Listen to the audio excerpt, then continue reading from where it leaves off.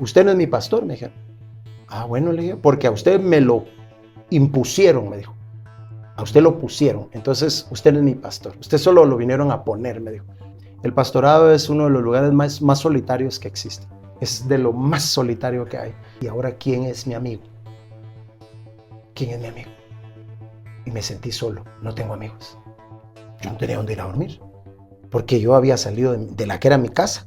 Ajá. ¿Y de la iglesia? Y de la iglesia. Entonces, yo salí manejando en el carro sin saber a dónde iba, porque hay mucha gente que piensa que ya no tiene una segunda oportunidad porque los hombres le dicen que ya no tiene una segunda oportunidad.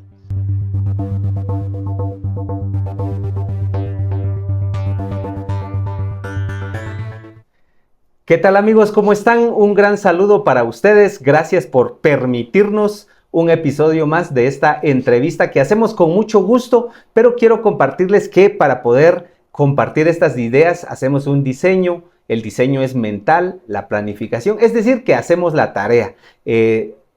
Comparto muchas veces que haciendo la tarea es como las cosas salen bien, que el factor más detrimente, que lo que más afecta a cualquier cosa que hagamos en la vida es la improvisación. ¿Por qué les comento esto? Porque seleccionamos con mucha dedicación, con mucha atención, con mucho cuidado a los personajes, a las personalidades que convocamos a este espacio. Porque pues buscamos que haya una intencionalidad, que haya un propósito de compartir ideas. Y hoy hacemos un giro para presentar también a una personalidad de otro ámbito. Me refiero al ámbito evangélico, al ámbito pastoral. Y tengo a un invitado que tiene una trayectoria muy importante en Quetzaltenango. Yo me atrevo a decir, y lo comentaba con la producción de este programa, que seguramente el que es cristiano evangélico de Quetzaltenango lo conoce, lo ha visto, lo ha escuchado, porque él representa un capítulo muy importante en la parte de la evangelización o en la parte de transmitir la palabra a través de los medios tradicionales. Fue muy conocido en el momento en que la radio tenía un importante espacio. Ahora la vida es digital, pero hubo un momento especial en la historia reciente donde le prestaban atención a través de Presencia Radio, Estéreo Vida. Así que no quiero extenderme mucho porque quiero prestarle mucha atención e invitarlos a ustedes para que también le presten atención, y me refiero al pastor Eric Ramiro de Paz Muñoz. Así es. Bienvenido, pastor. Gracias, César, muy amable, un privilegio, y con esa presentación ya no sé ni qué voy a hacer porque ha sido muy especial. Muchas gracias, gracias por la oportunidad, César. Estoy contento de estar con ustedes. Buenísimo, gracias. Yo también había imaginado, planificado esta conversación porque pues usted es no solo un personaje, es un líder de la palabra y de la enseñanza. Y pues vamos a platicar muchas cosas, pero hoy vamos a comenzar con una parte que quizás sea como la primera de su vida, pero también es la última en este momento, y me refiero a, todos lo conocemos como Eric Muñoz. Así es. Pero así es. Su historia personal toma un giro que tiene un comienzo, y actualmente, sí. ¿Por qué ahora es de paz? Al menos en la parte registral, en la parte del RENAP. Así es. Soy de paz, que tengo mucha paz ahora, no. También. Fíjese que esta es una historia muy interesante, pero la versión corta es que mi padre nunca me quiso reconocer. Él emigró a los Estados Unidos desde que yo era muy pequeño, y a mi padre tiene una edad bastante avanzada. Y antes de morir, él no ha muerto, pero él presiente que ya va a fallecer. Me dijo que quería reconocerme, que si yo le concedía ese deseo para morir él en paz. Así que le dije que estaba bien, no había ningún problema, que yo aceptaba su apellido. Y ahora de grande, por supuesto, eso significaba para mí hacer toda una serie de trámites, ¿verdad? Con el RENAP, y hacer razonamientos de todas las variantes de cómo es mi nombre ahora. Y por eso se incrustó el apellido de Paz, porque es el apellido de mi padre. Pero me lo dio ahorita ya de 50 y pico de años. Ay, qué interesante esa historia. Y creo que lo más interesante es que de repente usted haya aceptado, porque de repente alguien puede decir, bueno, ya no es necesario. Así es. ¿Por qué lo aceptó? Fíjese que yo vi que era muy importante para él eso lo iba a hacer a él sentir de alguna manera que estaba enmendando, por así decirlo, algunos de los errores de su vida.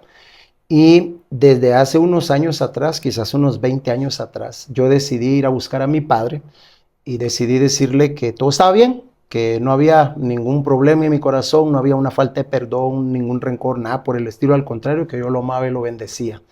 Entonces fui a buscar a mi padre, él vive en California, y allá fuimos a hacer las paces, más que todo para él, por él, para que él se sintiera libre de cualquier responsabilidad moral o carga que él tuviera. Y desde entonces la hemos pasado muy bien. Él ha venido a Guatemala hace como unos 2 años atrás, vino, todavía pudimos ir a pasear, lo llevé a comer y hemos tenido esa buena relación, aunque él pues ahora ya le cuesta, está perdiendo un poco la memoria, pero yo veo que le hizo mucho bien. Así que yo por él decidí aceptar el apellido, porque vi que eso a él lo iba a hacer sentir mucho mejor y pude ver que hasta como que le dio nuevos alientos de seguir viviendo, ¿verdad? Uh-huh. Y tomé la decisión de hacerlo, por eso.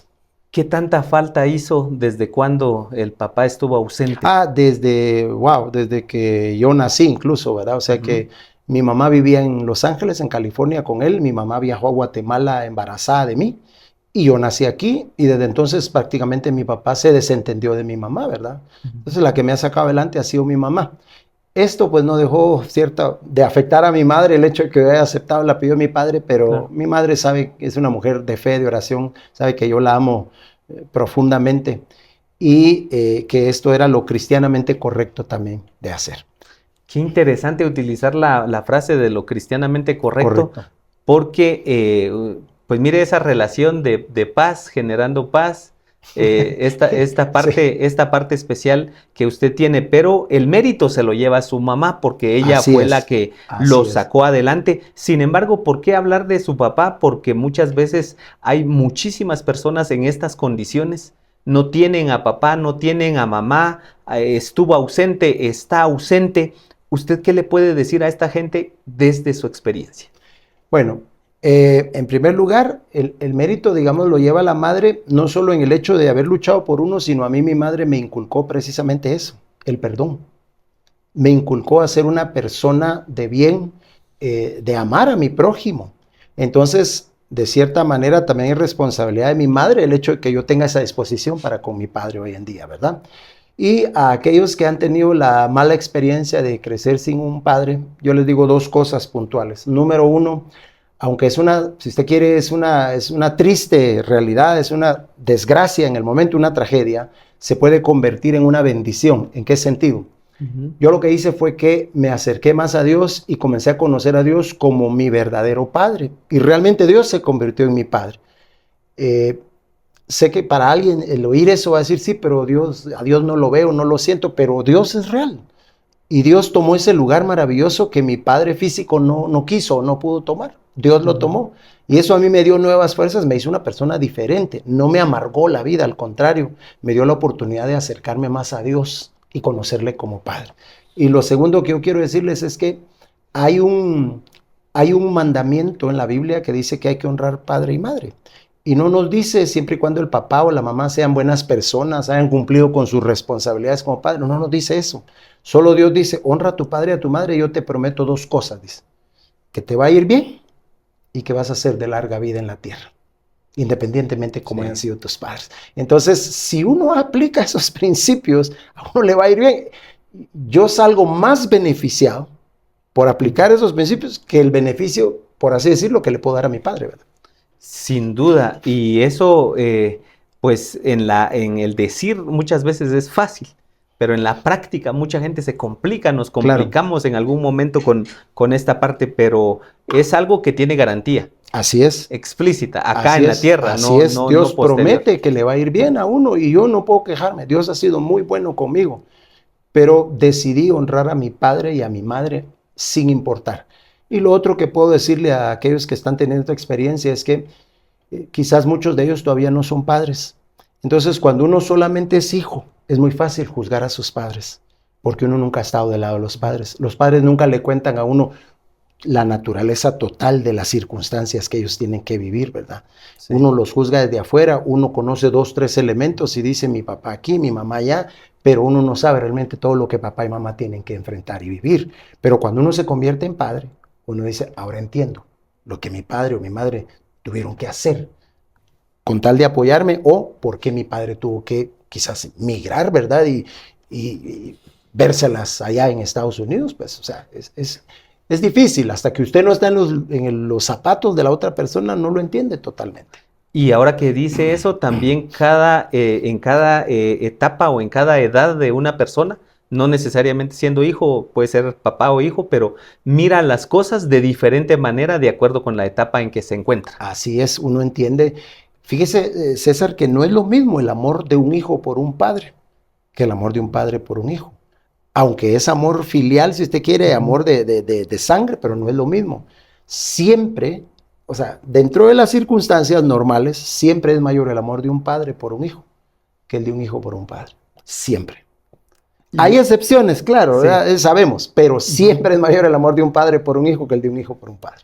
¿Y tuvo más hermanos? Sí, ¿Tiene más hermanos? Sí, tengo de ambos lados. Tengo del lado de mi padre, tuve 3 hermanos, pero uno de ellos ya falleció, entonces solo tengo una hermana y un hermano. Y del lado de mi madre tengo a mi hermana Mirza. Entonces tengo en total 4 hermanos ahorita.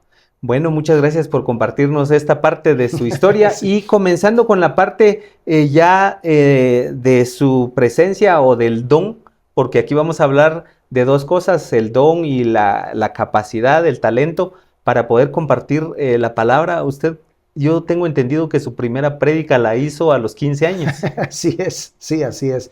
Yo soy de Escuintla y asistí a una pequeña iglesia en Escuintla y un día mi pastor me dijo, yo creo que usted ya está listo para predicar su primer mensaje. Así que me nombró y me dijo, en 15 días le toca a usted el domingo. Por supuesto fueron los 15. ¿Se acuerda del tema? Me acuerdo muy bien del tema.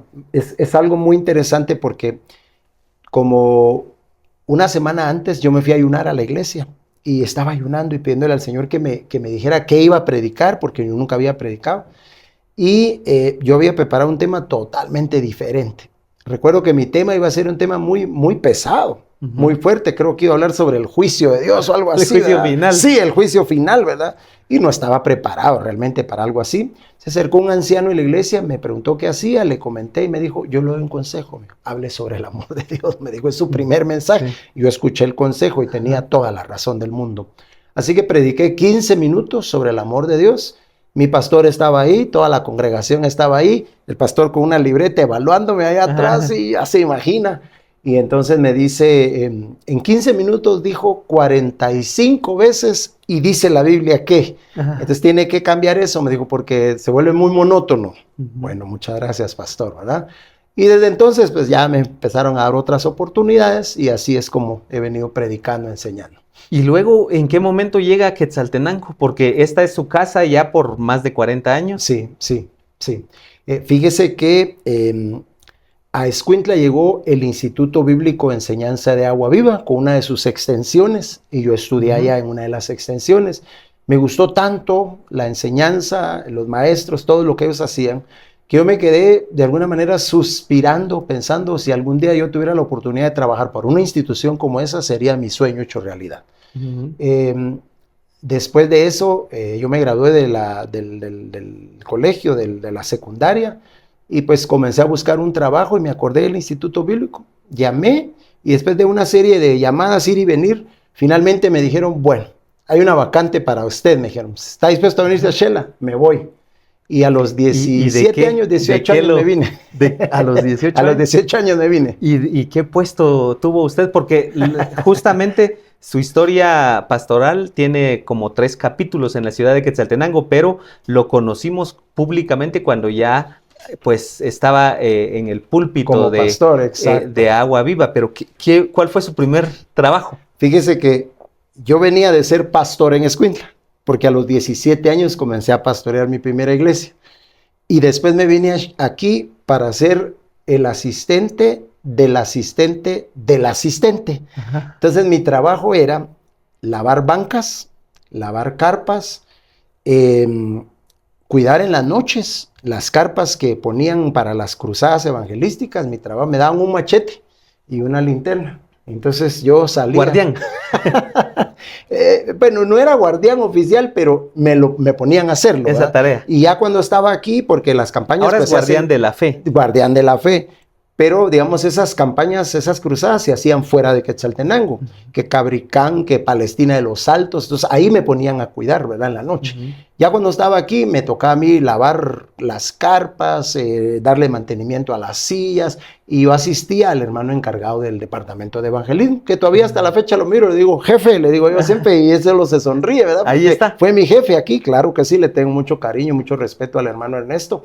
Pero ese fue mi primer trabajo acá. Y luego, ¿cómo fue llegar a ocupar el púlpito? Yo entiendo que en este ámbito se da cuando hay un mandato superior, cuando hay una asignación, cuando hay un propósito. Así es. Pero para los que somos espectadores de ese líder que llega sí. a ocupar este espacio, ¿cómo se empieza a abrir la puerta, el púlpito para el pastor Eric?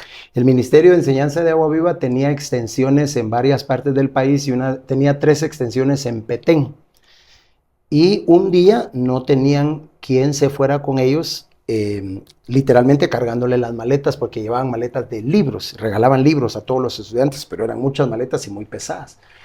Y uno de los hermanos que tenía que llevar las maletas, realmente su espalda estaba mal, así que dijeron, ¿por qué no se va usted? Y nos ayuda a llevar las maletas. Muy bien, también fue mi primera vez montarme en un avión, en una avioneta que partió del aeropuerto de aquí de Quetzaltenango. Cuando era de tierra. Cuando era de tierra, correcto, un pequeño monomotor de 4 plazas.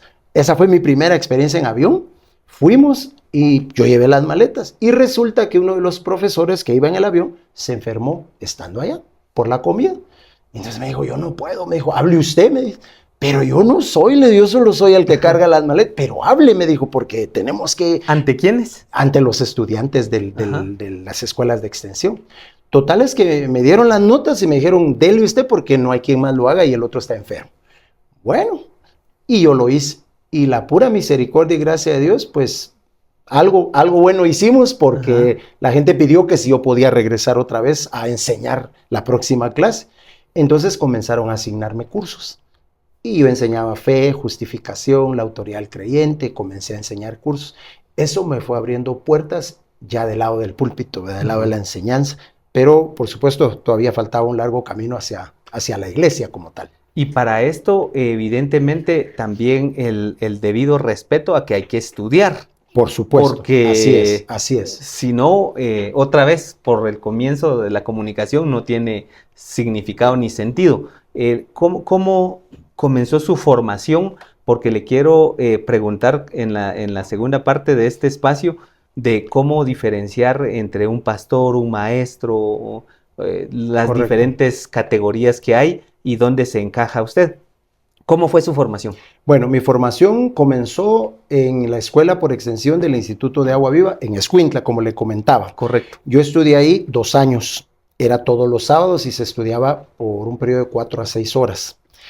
Habían exámenes, todo era muy formal, ¿verdad? Luego vine a Agua Viva y me metí a una escuela que ellos tenían que le llamaban en el campus. Entonces estudié por 2 meses intensivo, era internado. Entonces eran 2 meses todos los días, de 7 de la mañana a 9 de la noche, todos los días. Solo teníamos el día domingo para regresar a casa o ver qué hacíamos, ¿verdad? Me formé ahí. Y después, ahí mismo en Agua Viva, comencé a tomar otros cursos, me metí a otros seminarios, comencé a estudiar en una escuela por correspondencia también. Lo que me ayudó a mí, cuando me dicen en Petén que yo dé la clase, es porque ya de alguna manera me había preparado. Pues porque si me agarran en frío, exacto, y me dicen enseñe, no hubiera sabido ni qué hacer realmente, ¿verdad? Entonces, usted tiene toda la razón, la preparación es absolutamente esencial. Esencial. ¿Y cuándo ya llega ese momento donde lo asignan pastor? Sí. La Iglesia Enseñanza de Agua Viva había tenido pastores tanto extranjeros como locales. Y en un momento dado, el hermano que era el pastor, que era de Estados Unidos, él tuvo que regresar por cuestiones de salud a Estados Unidos. Y el pastor Jim, que es el fundador, que él ya está con el Señor, él y su esposa andaban pues buscando quién iba a llenar ese lugar, ese espacio, ¿verdad? No sé exactamente quién, pero alguien le dijo al pastor Jim, ¿y por qué no prueba con con Eric, ¿verdad? Y yo estaba, la verdad es que estaba muy joven. Yo estaba recién regresado de haber sido misionero en Costa Rica, porque esa es otra etapa de mi vida. Fui misionero en Costa Rica por 2 años. 2 años. ¿En qué años estuvo en Costa Rica? En Limón, Costa Rica. Estuve en el año 1994 y 95. Cuando yo regresé de allá, es cuando está esa vacante, esa necesidad. Y yo me imagino que el pastor Jim pues se arriesgó conmigo, ¿verdad? Y me dijo, lo vamos a poner a predicar unos domingos y vamos a ver qué pasa. Entonces predicaba un misionero, predicaba otro, predicaba yo y así estuvimos. Y de repente me dijo, ya el Señor me habló y usted va a ser el próximo pastor. Y ahí para mí, sí, para mí fue un gran salto porque pues sí, ya venías enseñando, predicando, pero pastorear como tal, y la iglesia en ese tiempo estaba muy grande también, ya era otra responsabilidad diferente, pero ahí me asignaron como pastor. ¿Cuántos años tenía usted cuando eso pasó? Vamos a ver. Aproximadamente. Sí, quizás unos 25 por ahí, 24, 25. ¿Cómo es la investidura de un pastor? Porque desde afuera o desde las actividades vemos a los líderes, pero ¿cómo invisten a un pastor? ¿Existe algún ritual o es Sí. una oración? No, sí, hay un servicio especial de investidura, se le llama, ¿verdad? Y hay algo que se conoce como la ordenación o el ordenamiento. Y en el caso de Enseñanza de Agua Viva, por ser un ministerio que tiene registro legal en Estados Unidos y registro legal acá, entonces ellos extienden un certificado de ordenación o de ordenamiento. Es decir, ellos lo reconocen a usted como pastor. Para ellos se hace una ceremonia, como una ceremonia de graduación, donde sí se ora, pero también se leen los requisitos, los deberes, las responsabilidades, el que conlleva ser un pastor. Una especie de juramento. Así es como un juramento, correcto.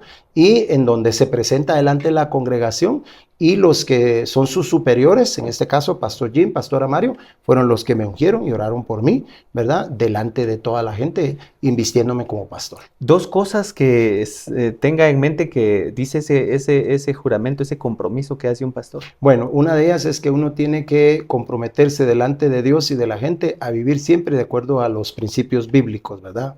Y la otra es que usted se debe a las personas, ¿verdad? Es decir, usted está, el hecho de ser pastor es que usted se debe y se compromete con las personas, porque como pastor va a cuidar ovejas. Exacto. Entonces se debe a ellas. ¿Usted qué rango tiene?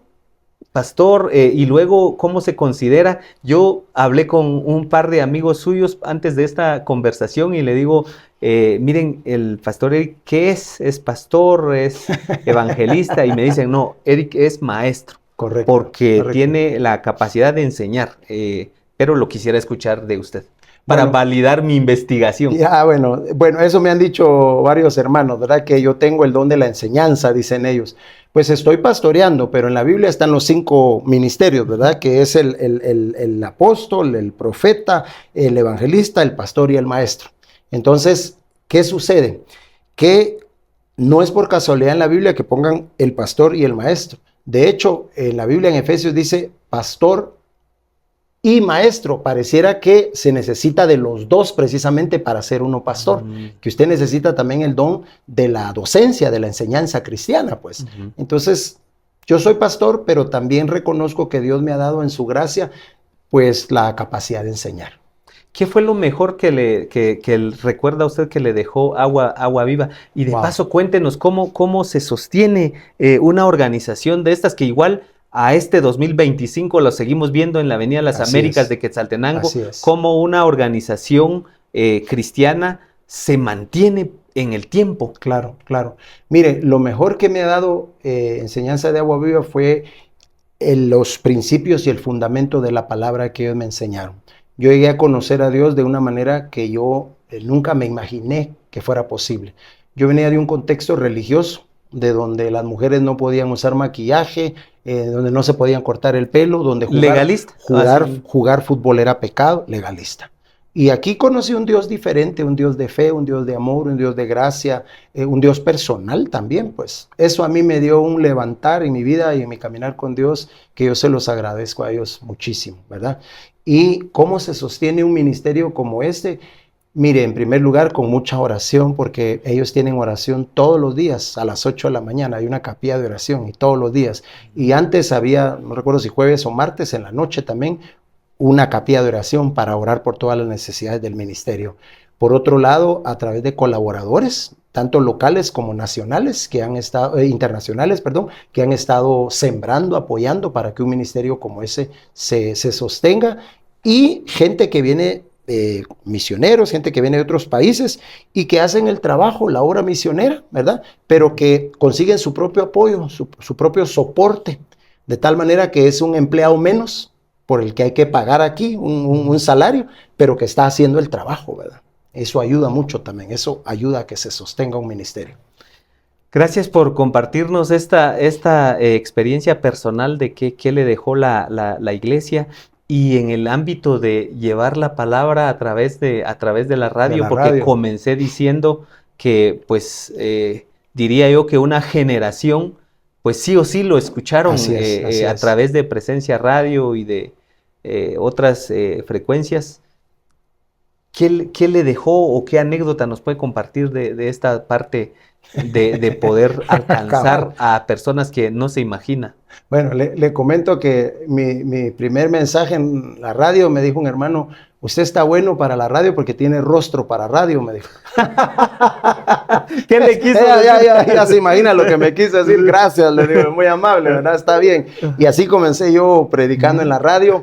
Al principio lo hacíamos grabando para la radio, pero después era muy complicado, entonces solo trasladábamos los mensajes que se predicaban en la iglesia, los trasladábamos. En aquel tiempo eran cassettes, imagínense, ¿verdad? Se trasladaban los cassettes para que se pudieran, pues, transmitir desde la radio. Yo comencé predicando en la radio cuando se llamaba Estéreo Rey, incluso cuando todavía era pastor de Agua Viva. Hablé con el pastor Wes, que era el pastor de Palabra en Acción, y ellos tenían esa radio, Estéreo Rey. Y él me dijo con mucho gusto. Así que comencé mandando los cassettes. Se daba una ofrenda, porque obviamente hay gastos en cualquier medio de comunicación. Entonces dábamos una ofrenda y ellos a cambio pues pasaban los mensajes. Allí se me comenzaron a abrir puertas. Y ya después pues pasé a ser pastor de Palabra en Acción, y eso pues amplió mucho más las puertas para la radio. Pero esa fue mi primera experiencia en radio. Y también le comento, ¿verdad?, que yo siempre admiraba a la gente que tiene voz para radio. Yo nunca consideré que mi voz fuera muy agradable realmente. Sin embargo, ahí ha estado. Y Dios abrió puertas a tal magnitud que le contaba hace un ratito. Un día fui a Reú, entré a un banco. Diga el nombre, ¿no? Banrural. Y cuando entro al Banrural, escucho mi voz en una prédica en el banco. En la agencia. En la agencia, y toda la gente haciendo cola, embelesada, oyendo el mensaje. Y yo me sentí un poco extraño porque dije, ¿será que estos saben que ese soy yo el que está ahí? No sé si eso es bueno o es malo, ¿verdad? Pero mejor no digo nada, ¿verdad? Y así hice mi cola y todo. Pero me bendijo tanto escuchar eso. Pasaba a veces por los... ¿Lo motivó? Me motivó mucho. Pasaba por los mercados, pasaba aquí en el mercado, de uno de los mercados de la democracia, y oía de puesto en puesto, oía los mensajes, ahí estaba la gente. Me encontraba con gente en la calle que me decía, yo lo escucho todos los días a la 1. A veces voy de regreso a la casa, me decía, pero yo pongo la radio, voy a dejar a los patojos, vamos a almorzar, pero pongo la radio, me decía. Digo yo, gracias, Padre, por esa gracia y esa misericordia. Esta tarea o esta misión lleva a los líderes cristianos a lugares inimaginables. Sí. ¿Cuál es el lugar donde usted ha predicado donde nunca se imaginó que se fuera a abrir un espacio? Wow. Oh, bueno. Han de haber muchos, pero que de repente uno o dos que nos comparta donde usted dijo, no imaginé y de repente aquí estoy. Correcto. Bueno, a nivel de Guatemala, Dios me ha abierto puertas en muchos lugares grandes. He estado con el pastor Fernel predicando en su iglesia, el Refugio de la Oveja, con algunas iglesias grandes en Guatemala también. Pero a nivel de Estados Unidos también Dios me abrió puertas muy grandes, y una de las iglesias más grandes que yo prediqué fue en San Luis, Missouri, como 8,000 miembros más o menos la iglesia, ¿verdad? Y estuve compartiendo con ellos, predicando. Entonces son cosas que uno no se imagina que Dios le va a abrir esas puertas tan grandes, ¿verdad? Y en oposición, los lugares de preeminencia, pero también de repente un callejón, sí, por supuesto. Un barranco. No sé. Sí. Puedo comentarle que por gracia de Dios a mí me invitan todavía, y lo hago constantemente, a lugares que hoy serían considerados muy sencillos. Y lo digo con mucho temor y temblor porque quizás habrá predicadores que ya no van a esos lugares, por lo sencillo de los lugares. pero me ha tocado en el parque, aquí en el Parque Central, he ido como dice usted, a barrancos, he estado en terrenos baldíos, ahí hemos estado, y casi los meses siempre predico en algún lugar muy sencillo, siempre, siempre. No me niego a la gente que es muy sencilla, al contrario, me siento honrado y privilegiado en donde gente muy sencilla me dice, voy a decirlo así, ¿y usted cuánto cobra? Me dice por venir. Yo no cobro nada, le digo, ¿cómo va a pensar? Al contrario, para mí es un privilegio poder ir y estar con ustedes. Entonces me invitan a lugares así, aldeas. He viajado a muchas aldeas aquí en Quetzaltenango. He estado en lugares donde me han dicho los hermanos, jale su tronco, hermano, y siéntese aquí, porque es lo que hay, ¿verdad? Y agradecido con Dios por eso. Me ha tocado dormir en tapescos, me ha tocado dormir en hamacas y me ha tocado dormir en el suelo con un cartón también. Y cuando habla de pago, el pago más grande, pues no lo vamos a comentar para los que creemos de dónde viene la fuente más importante, pero ¿ha recibido algún pago, alguna ofrenda así que usted diga extraordinario? Sí, los hermanos. Muy generosas. Sí, mire, aún la gente muy sencilla, para ellos es muy generoso decir, mire hermano, aquí hay 100 quetzales, ¿verdad? Lo juntamos entre todos. Entonces yo lo recibo con amor. Porque al principio de mi ministerio yo no lo recibía. Miraba la sencillez de la gente o la pobreza de la gente. Y a mí me daba pena que juntaban monedas, billetes de a 50 quetzalitos y me decían, aquí está. Yo decía, no hermano, no. Y un día Dios me reprendió y me dijo, si tú fueras a sembrar, me dijo, la tierra te escupiría de regreso un grano de maíz. No, le dije, entonces no les prives a ellos la oportunidad de sembrar porque el que siembra, cosecha. Y si tú le rechazas su siembra de fe y de amor, les estás negando una mayor bendición, aunque tú te creas muy humilde por no recibírsela. Entonces dije, Señor, tiene razón. Desde entonces comencé a recibir lo que los hermanos me den. Han habido ofrendas muy generosas, como han habido ofrendas muy sencillas también.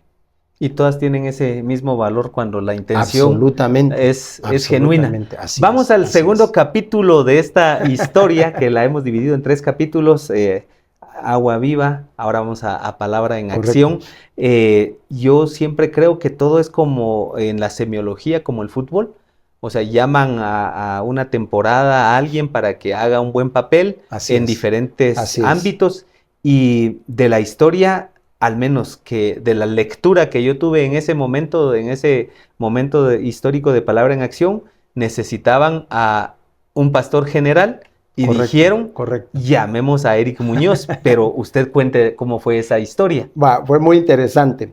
Fíjese que un año antes de que Palabra en Acción necesitara un pastor general, yo tuve una inquietud en mi corazón de que mi tiempo en Agua Viva había terminado.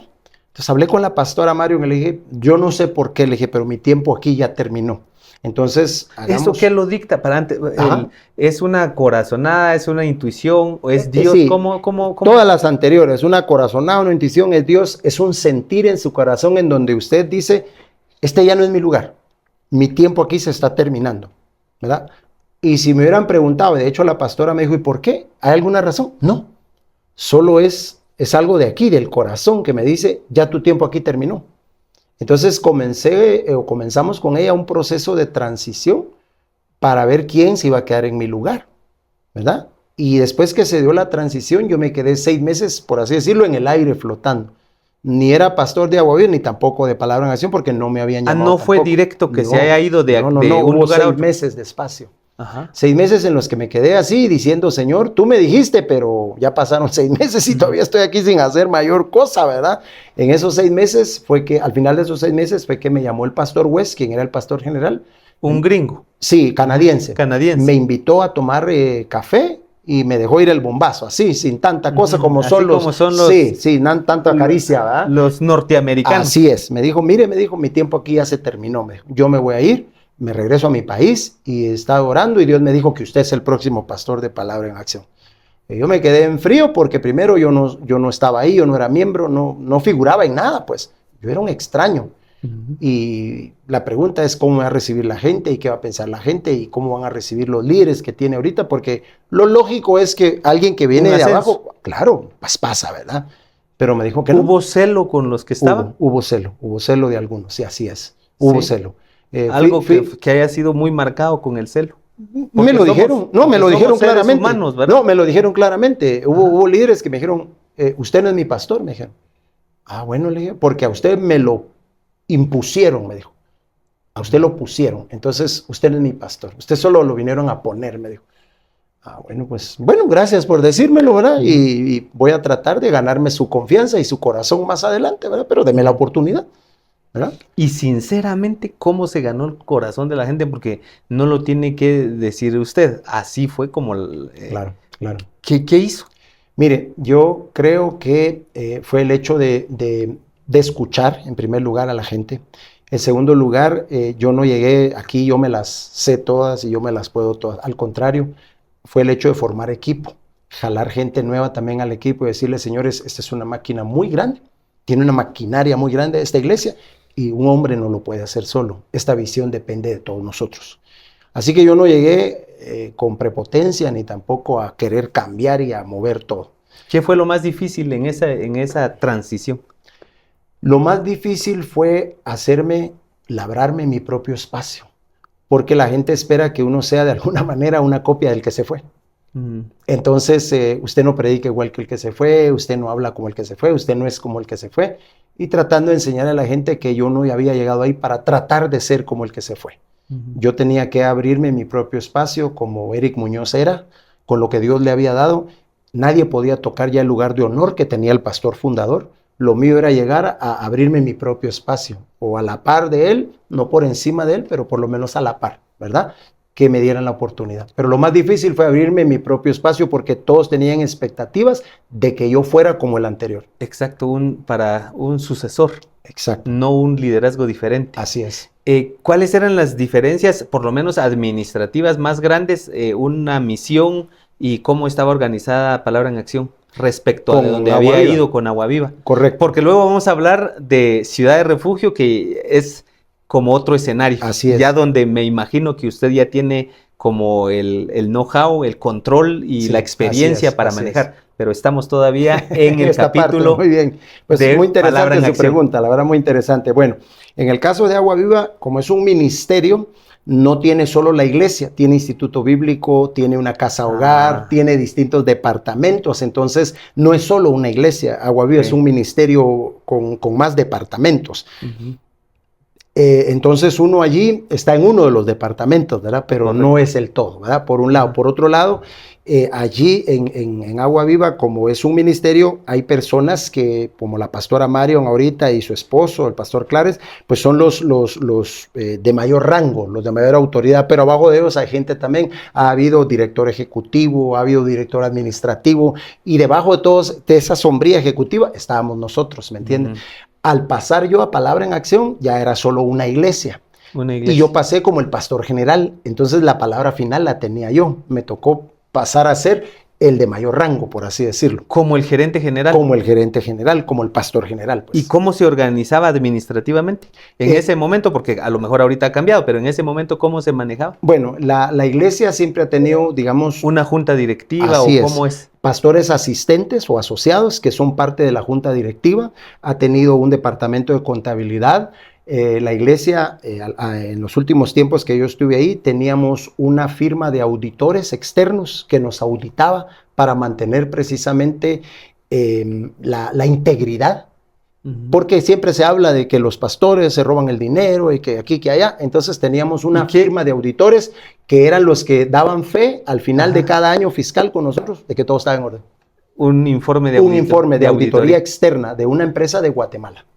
Así que funciona como una empresa. Así es, así es. En ese sentido, lo administrativo es como una empresa. ¿Y los pastores con salarios? Los pastores con salarios, así es. ¿O dependiendo de cómo va el flujo del movimiento económico? No, con salarios, con salarios. Entonces yo tenía un salario, mis pastores asistentes un salario, e igual el administrador un salario, la encargada de contabilidad un salario. Entonces todos los que trabajamos ahí como tal teníamos un salario, pues. ¿Qué es lo correcto para que funcione cualquier organización? ¿Qué fue lo mejor que le dejó Palabra en Acción? Wow. Palabra en Acción me enseñó a mí a crecer como pastor general, puesto que en Agua Viva yo era el pastor general, pero no tenía yo full capacidad de decisión. Sin embargo, en Palabra en Acción yo tenía la palabra final y la responsabilidad sobre mis hombros, total. Entonces, Palabra en Acción me enseñó a mí a crecer como líder, a tomar decisiones ya desde la perspectiva de la cabeza general, ¿verdad? Y me enseñó también al hecho de que con Dios todas las cosas son posibles, porque cuando tomamos la iglesia estábamos en un local aquí en la zona 3, ¿verdad? En la famosa Plaza Ciani, que ya no existe. Sí. Y de ahí pasamos a nuestro propio terreno y a nuestro propio templo, que era mucho, mucho más grande, ¿verdad? Lo cual fue un proyecto de fe, pero increíble. Colosal. Colosal. Su vida no se podría apartar del capítulo de la historia de Palabra en Acción. No. ¿Cuántos años estuvo en...? 15, me parece. 15 años estuve como pastor general ahí. ¿Cuándo se fue, pastor? Tenemos la oportunidad de escucharlo a usted porque pues muchas personas, no solo del ámbito cristiano, sino la sociedad. ¿Cuándo se fue y por qué? ¿De Palabra en Acción? Ya, mire, yo salí de Palabra en Acción a causa de una falla moral que yo tuve, ¿verdad? Tuve que salir, era lo correcto. Le decía fuera de cámaras aquí a uno de sus hijos que el pastorado es uno de los lugares más solitarios que existe. Es de lo más solitario que hay. Uno no le puede contar prácticamente que a nadie sus intimidades por varias razones, y una de ellas es porque o la gente lo va a traicionar y le va a decir a alguien más lo que está pasando con su vida, con lo que usted batalla, o lo van a descalificar y le van a decir, bueno, entonces usted ya no sirve. El asunto con el pastorado es que todos los pastores, sin excepción alguna, sea quien sea el más famoso de todos tenemos pies de barro y todos somos humanos. El hecho de que a mí me invistan como pastor no me quita en lo absoluto no lo exime. Mi humanidad, no me quita mi humanidad, no elimina que sigo siendo un hombre como cualquier otro, pues, ¿verdad? Sino al contrario, me ponen más responsabilidades, pero todavía tengo que cuidar mi humanidad y ser un ejemplo, pues. Y por esto relevante que usted dice en este momento, entonces es siendo cristiano, con esta humanidad, ¿qué es lo que más tenemos que cuidar como hombres? Nuestra relación con Dios. Nuestra relación con Dios. Cuando uno deja de leer su Biblia, deja de orar, deja de abrir el corazón delante de Dios, y uno piensa que ya tiene todo bajo control. Se lo digo porque erróneamente uno puede llegar a pensar, bueno, si ya soy pastor, a lo mejor Dios me puso como pastor porque yo ya pasé todas esas etapas de debilidad, ¿verdad? Ya gané los exámenes, y no es así, es todo lo contrario. Hebreos dice que Dios pone pastores o sumo sacerdote, dice ahí, sobre el pueblo, porque dice, el hombre que Dios pone está lleno de debilidades exactamente igual que el pueblo es. Entonces dice, para que se muestre misericordioso y paciente con los que tiene que pastorear. Ahí está. Ahí está. Entonces, pero uno erróneamente llega a pensar, yo estoy aquí porque ya no estoy al nivel de los demás, ¿verdad? Yo ya superé todas esas tentaciones, si usted quiere, o pecados, y no es así.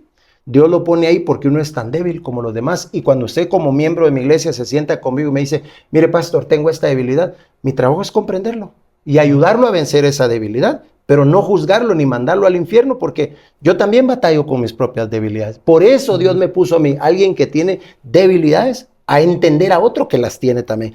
Y solo algo más, esa es la razón por la que vino Jesús y se hizo hombre. Por eso dice ahí, terminando ese pasaje de Hebreos, dice, porque no tenemos un sumo sacerdote, Cristo, que no pueda compadecerse de nosotros, sino uno que se hizo como nosotros y que fue tentado en todo. Entonces, cuando yo hablo con Jesús de mis debilidades, no es extraño para él, no es un lenguaje raro. Él me dice, yo sé lo que estás pasando, yo fui hombre, yo viví en la tierra. Claro, Jesús no pecó, pero fue tentado en todo, dice la Biblia. Y en todo es en todo. Dinero, mujeres, orgullo, fama, lo que usted quiera. Jesús fue tentado en todo. ¿Le gusta la filosofía, la enseñanza, la doctrina de Pablo en ese contexto? De que el hombre tiene una lucha continua y de que no es perfecto. Sí, Pablo mismo hace una declaración asombrosa en 1 Corintios 7, dice él que él el bien que quiere hacer no lo hace, y el mal que sabe que no debe hacer lo hace. Y dice, miserable de mí, dice Pablo, ¿quién me librará de este cuerpo mortal? Dice, porque yo sé que esto es malo y lo hago, dice. Yo sé que esto es bueno y no lo hago, dice. Hay una batalla en mí, dice. Yo, dice Pablo, con el hombre interior sirvo a Dios, pero con la carne, dice, sirvo al mundo. Dice. O sea, Pablo tenía esa misma batalla y vaya que él siendo quien era, nos deja ver que no importa si usted llega a ser el apóstol Pablo, usted va a seguir con las mismas batallas, pues. Tenemos que leer más, tenemos que entender más para poder tener este conocimiento y que pues no necesariamente que sea para justificarnos, pero sí para tener claridad de cómo somos como seres humanos. Lo que pasa es que si usted entiende que sus debilidades están ahí y no porque usted sea pastor o quien sea, esas debilidades se fueron, y si usted entiende eso, entonces usted camina con más cautela, con más precaución, se conoce a sí mismo y dice, yo sé que no debo dar ciertos pasos en falso porque soy débil precisamente, ¿verdad? Yo tenía un amigo pastor que me decía, él era negrito, norteamericano y hablaba así como hablan los morenitos, ¿verdad? Un gran amigo mío y me decía, yo sé que yo estoy colgando del candelabro, me decía. O sea, en cualquier momento me puedo caer, me decía. Entonces no creas, me dijo, yo estoy consciente de mis debilidades, por lo tanto me cuido más, me dice. Sí, no paso por ahí. Sí, no paso por ahí porque ya sé que se me va a antojar, pues. ¿Le dolió irse de Palabra en Acción? ¿Cómo fue ese proceso? ¿O lo asimiló? ¿Cómo le tocó vivir? Mire, fue una experiencia muy difícil, no solo para mí, sino por el dolor que uno pueda causarle a otros, ¿verdad? No solo el dolor que yo sentí como persona, el hecho de que uno pues le duele fallarle a Dios y fallarle a la gente, sino el hecho también de ver a la gente dolida, pero también ver a personas que no entienden esa parte de la humanidad de un líder y que se constituyen en jueces. Lo atacaron, lo juzgaron mucho. Todavía hasta la fecha, ¿verdad? Pero esos días, esos años fueron muy difíciles porque había gente que me odiaba. Después de que yo era el agua bendita, yo pasé a ser el lodo sucio del río seco. O sea, fue una cosa muy difícil, ¿verdad? Muy, muy difícil y me lo dejaron saber. Una parte de mí los entendía porque sabía que estaban lastimados, otra parte de mí no lo entendía, no lo recibía porque pues ellos se habían confesado conmigo y yo conocía sus debilidades. Entonces era paradójico, era ¿no? Tirarle la piedra y decirle, mano, pero si usted me contó a mí, yo sé lo que usted ha vivido y usted me lo contó y ahora resulta que yo soy lo peor cuando yo lo ayudo a usted. No volvió a tirar, no volvió a sacar. Nunca. Si algo he aprendido como pastor es que solo lo reflexionaba. Exacto, no, nunca se los dije.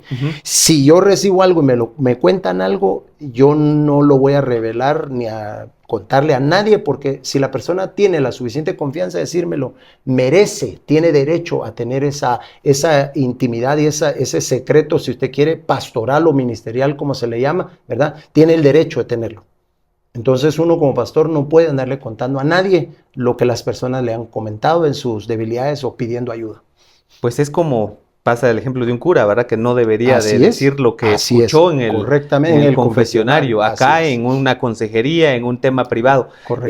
Pues evidentemente platicamos con el diseño de esta entrevista con el pastor Eric Muñoz y pues claramente por el respeto no vamos a la intimidad del tema particular que usted reconoce como una falla moral, pero ¿dónde debemos dejar nuestro pasado? Y yo quiero que desde su experiencia, porque muchas veces andamos arrastrando, afortunadamente soy de las personas que creo, me siento en paz conmigo mismo, pero hemos tenido etapas nosotros mismos, nuestros amigos, nuestros seres queridos, que andan cargando con el pasado desde su experiencia, y eso lo platicamos previo a la entrevista para poder tener cautela en lo que íbamos a diseñar en la conversación, pero ¿dónde debemos dejar el pasado?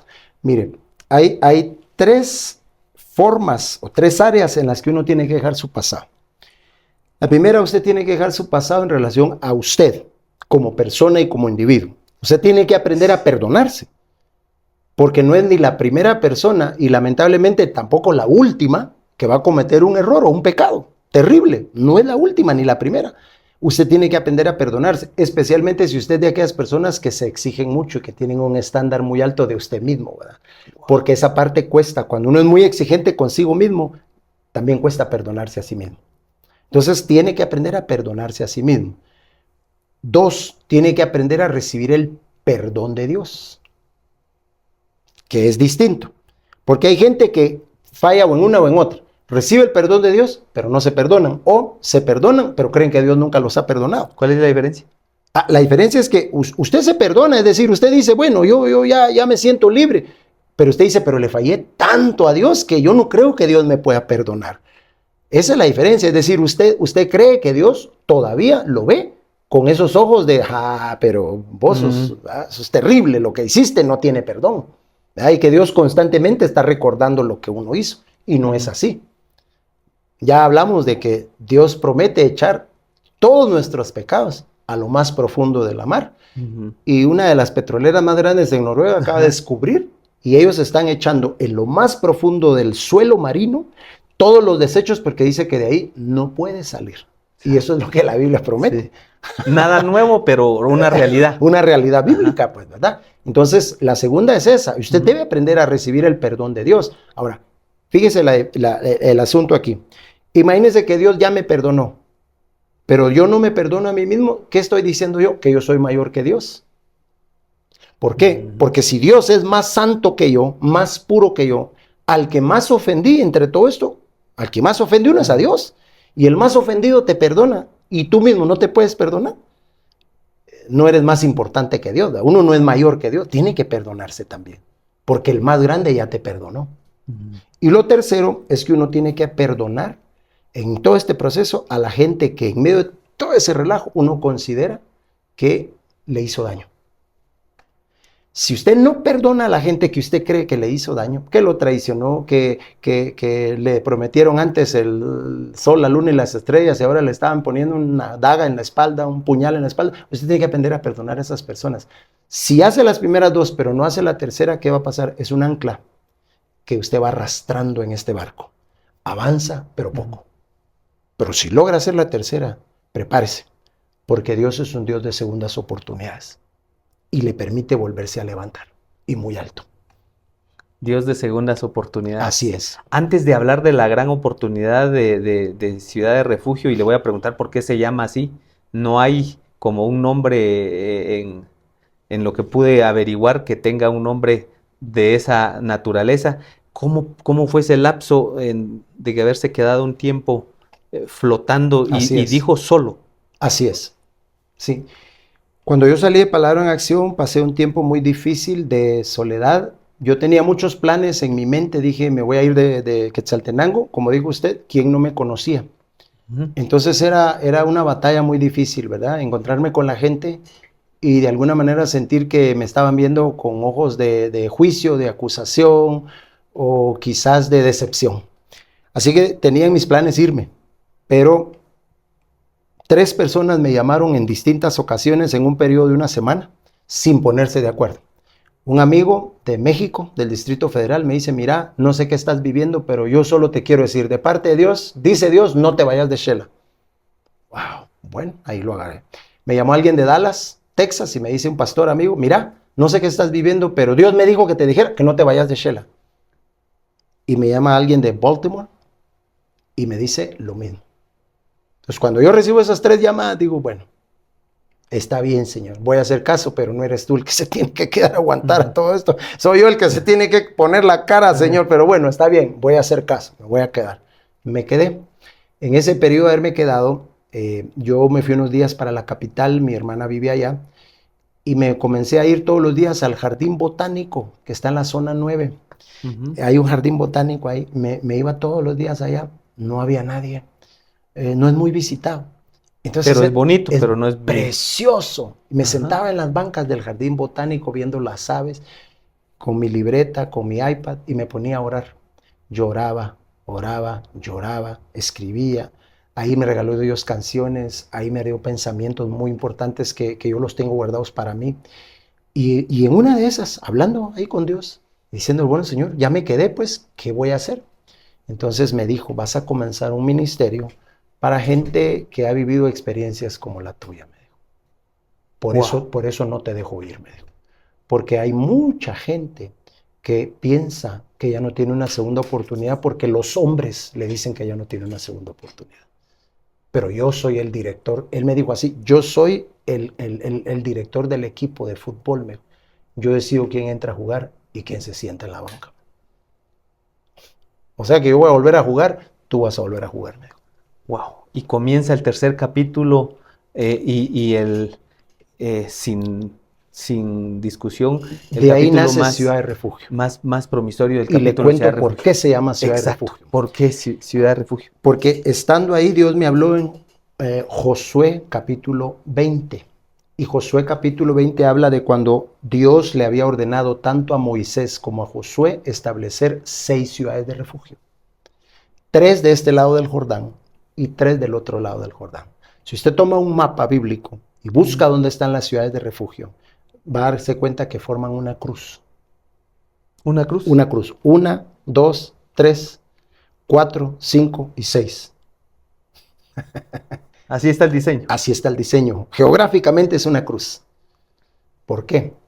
Porque cada ciudad de refugio tiene un nombre y cada nombre representa, cuando usted se mete a investigar, una característica de Jesús.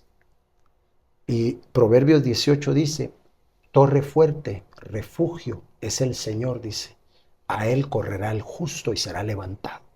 Es decir, todas esas 6 características de Jesús constituyen una ciudad de refugio completa. Esas características tienen que ver con, una se llama hombro. Uh-huh. Cuando no hemos dicho nosotros, yo necesito que me eche ¿qué? El hombro. El hombro. Uh-huh. Otra se llama gozo. ¿Sabe qué pierde uno cuando siente que ha metido la pata terriblemente? Su gozo. El gozo, la paz. La paz, su gana de vivir, sus expectativas. Entonces comencé a estudiar la ciudad de refugio y Dios me dijo, le vas a poner al nuevo ministerio, a la nueva iglesia, ciudad de refugio. Y va a ser para gente divorciada, desechada, gente que no le dan otra oportunidad, gente que otros creen, equivocadamente por supuesto, que ya no merecen. La mitología habla del ave fénix que resurge de las llamas, de las llamas, ajá, de las cenizas. De las cenizas, correcto. ¿Usted es una especie del ave fénix desde la parte cristiana? Bueno, podríamos decir que sí, desde esa parte, ¿verdad? Pero la iglesia está fundada sobre 5 necesidades específicas, que fueron las 5 necesidades. Del refugio. Sí, ya no las ciudades como tal, sino 5 necesidades personales que yo tuve. Okay. Y Dios me dijo, vas a ayudar a la gente que tiene estas 5 necesidades. Y se las digo rápidamente. Por favor. La primera fue que cuando yo salí de Palabra en Acción, yo no sabía a quién llamar. Fue una sensación muy extraña. Dije, ¿a quién llamo? Después de tener una congregación tan numerosa, al mismo tiempo siento que no puedo llamar a nadie. No tengo a quién llamar. Amigos. No. ¿A quién podía llamar y decirle, mira lo que me acaba de pasar?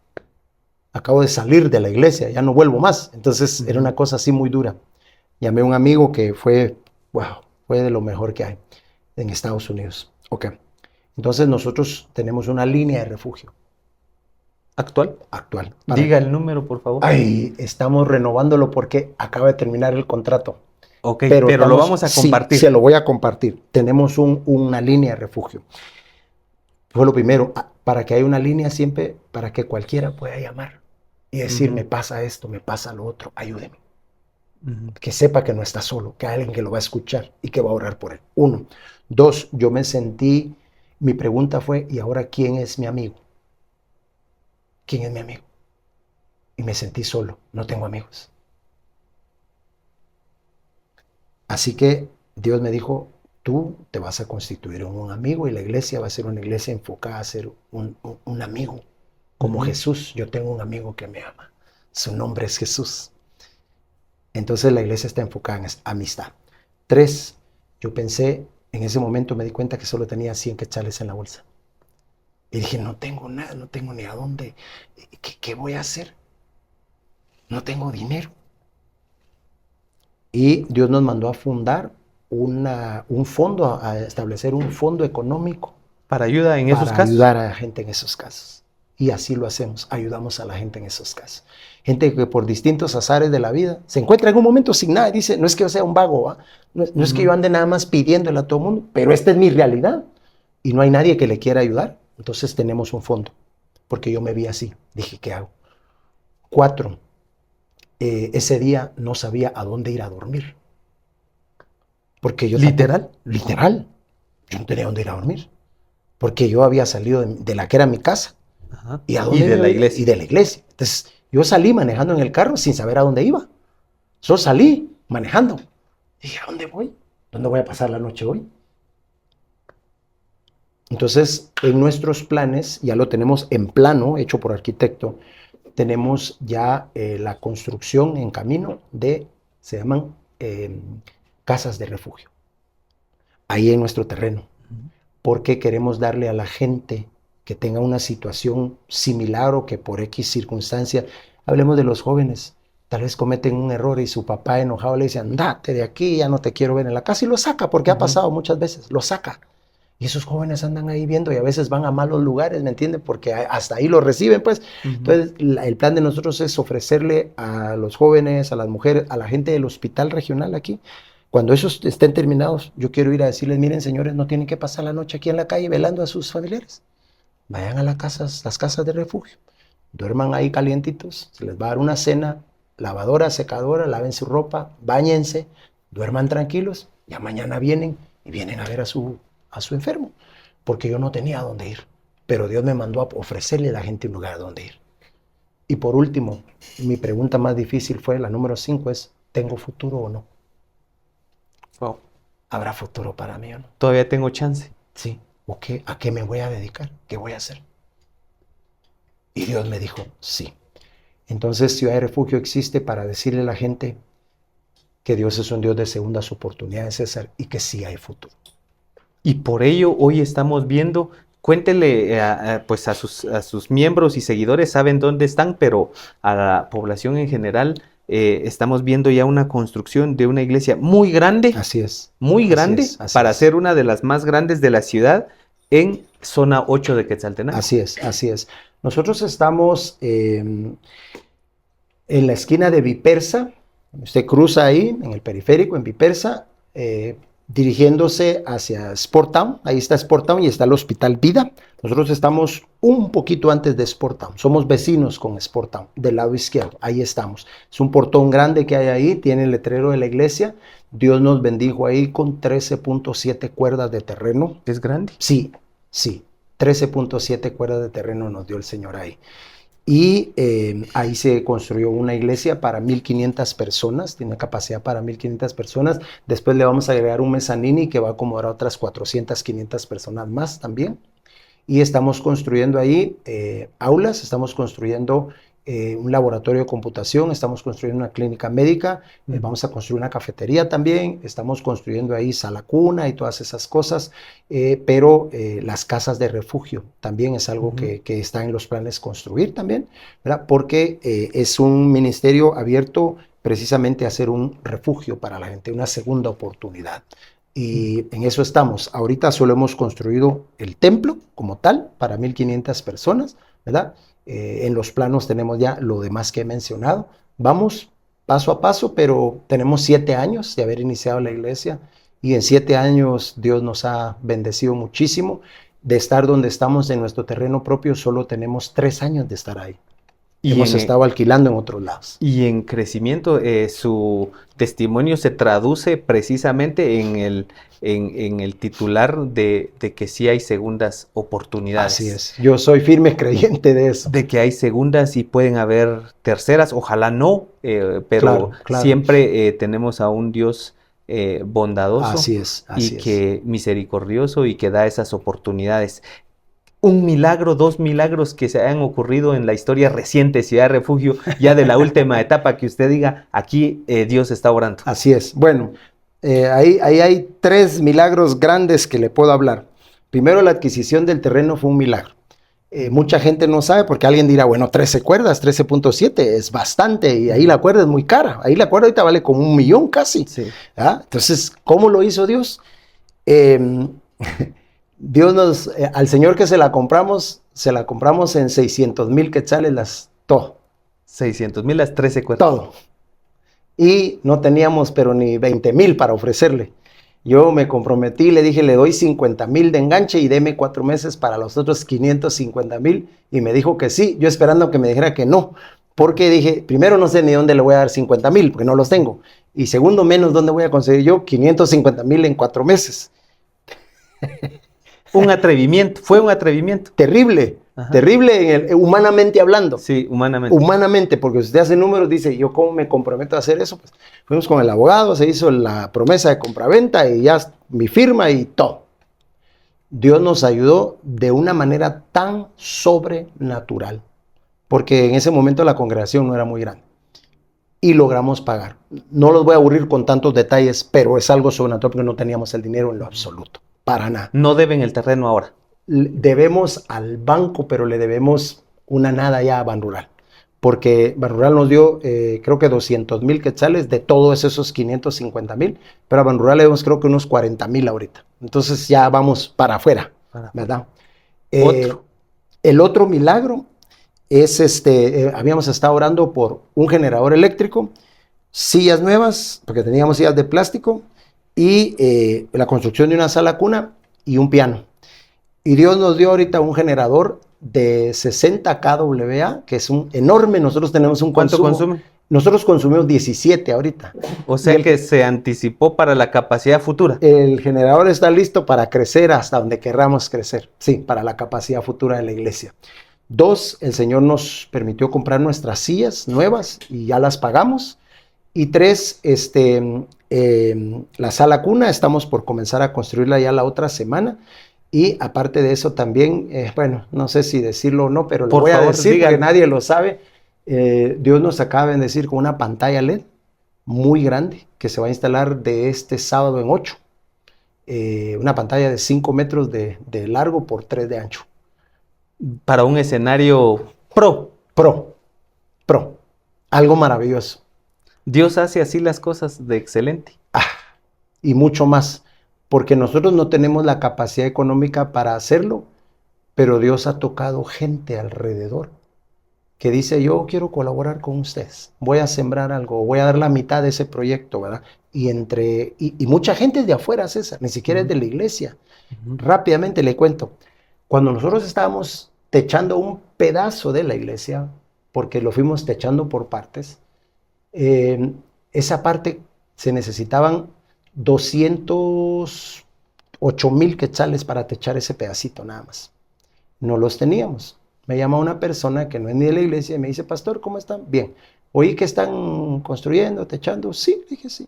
Bueno, deme 3 proyectos que usted tenga, amigo, de diferentes precios. Ok, tengo uno de 30,000, que es esto, tengo uno de 45,000, y yo le digo, no le digo el grandote, pero bueno, usted me está preguntando, y tengo uno que es de 208,000 quetzales, que es esto y esto.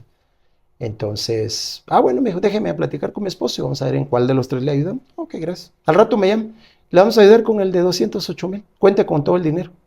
¿En serio? Sí, no tenga pena, nosotros lo vamos a sembrar.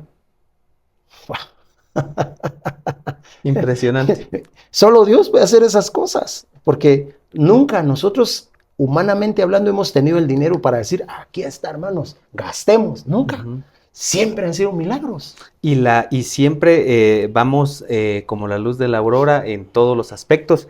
Ahora usted tiene el control absoluto de la iglesia. Es el pastor general, el fundador. Así es, correcto. El fundador, así es, el administrador. Diferencia que había con Palabra en Acción, porque allá, aunque yo era el pastor general, no era el pastor fundador, ¿verdad? Entonces yo siempre comparaba esa relación como cuando el papá de una niña de 15 años muere y usted la tiene que cuidar. Usted no es el papá como tal, pero ahora la tiene que cuidar, ¿verdad? Sí. Y se encariña la niña con usted y usted con la niña, pero genéticamente no es su hija, pues, ¿verdad? Sí. ¿Esta es la mejor versión o es su mejor momento? Yo estoy viviendo la gracia, la bondad y la misericordia de Dios, sí. Cada una de esas etapas han sido maravillosas. Sí, ¿verdad? Que si no fueran esas, no fuera no estaría la versión. Aquí, así es. Pero así es. Y ahora que nos habla de que está viviendo un buen momento y lo transmite, se le percibe sí, esa parte. Gracias. Pastor Eric, sentimentalmente, ¿cómo está su corazón, su parte sentimental de pareja? ¿Cómo está esa parte? Bueno, yo me volví a casar, yo me casé y estoy muy agradecido con Dios por mi esposa, Reina Marisol. Dios me ha dado una esposa que es literalmente una ayuda idónea, me acompaña a donde yo voy, está conmigo en todo lo que se hace de la iglesia. Estoy disfrutando esa etapa de mi vida también, porque ya uno está sin los hijos, ya estamos en esa etapa donde nuestros hijos ya hicieron vida, agarraron camino, entonces estamos nosotros dos y compartimos, podemos salir, podemos ir. Pues de hecho tenemos ahorita ya una invitación que nos hicieron a Panamá la otra semana, vamos juntos, otra invitación que hay para Estados Unidos en abril, en fin, o sea, estamos disfrutándolo mucho y estoy agradecido con Dios por la esposa que Él me dio. Así que muchísimas gracias, Pastor Eric Gracias Muñoz. a ustedes. Por compartirnos esta experiencia, y sabemos que es primera vez que lo hace públicamente Así de es. esta manera, y le agradecemos esa confianza también para con su servidor de poder Y compartir gracias por mensaje. la oportunidad, César. Yo sé que el medio que ustedes dirigen tiene muchísimos seguidores y yo le agradezco por la oportunidad de compartir también. Un privilegio. Es recíproco el pensamiento, también para nosotros es una oportunidad. Para cerrar, ¿cómo no le voy a preguntar a un maestro un par de versículos de los favoritos que usted tiene para que terminemos en un modo de aprendizaje esta plática? Muchas gracias. Bueno, hay muchos versículos Seguramente, que me pero gustan, dos. ¿verdad? Bueno, 2 versículos. Uno de ellos dice, en mi angustia clamé al Señor y Él me oyó, dice, y me libró, dice, de todos mis temores. Para mí ese versículo se volvió una realidad en ese proceso del que nosotros ya hablamos. Y el otro es Proverbios 18:6, que dice que la senda del justo es como la luz de la aurora y que va de aumento en aumento hasta que el día es perfecto, dice, ¿verdad? Y yo he visto ese caminar en la gracia del Señor sobre mi vida. Siento que aunque he vivido etapas muy, muy hermosas, estoy viviendo una de las mejores etapas de mi vida. Y por supuesto, así que llega el momento de agradecerle al pastor la oportunidad que nos da de compartir esta experiencia fabulosa y que seguramente nos conmueve a ser mejores personas. Muchas gracias. Yo lo considero un privilegio estar aquí con ustedes. Ustedes son el medio líder de toda esta región y también en Guatemala se han abierto ya un camino, un nombre propio. Y aparte de eso, que ya tenemos años de conocernos, César, hemos caminado, usted ha batallado, ha luchado y ha vencido para la gloria de Dios, y yo admiro mucho hasta dónde Dios los ha llevado. De verdad que bendigo este medio de comunicación, bendigo su vida, la vida de su familia, y le agradezco a Dios por todo lo que les ha dado. Y a todos aquellos que son sus seguidores, de verdad, muchas gracias por estar con nosotros.